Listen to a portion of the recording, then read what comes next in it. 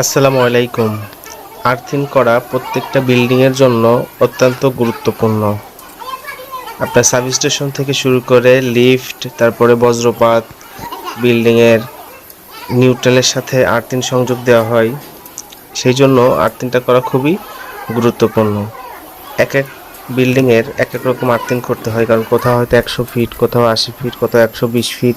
এক এক জায়গায় মাটির এক এক ধরনের, সেই জন্য আর্থিংটাও এক এক জায়গায় এক এক রকম হয়। আমাদের এখানে আর্থিং হচ্ছে 100 ফিট।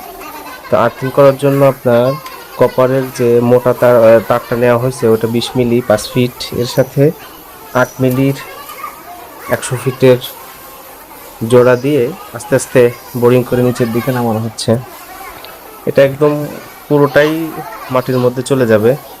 এবং আর্থিংটা কিন্তু করার পরে আবার মানটা চেক করা হয় যে এটা যে কাজের জন্য দরকার সেটা হলো কি।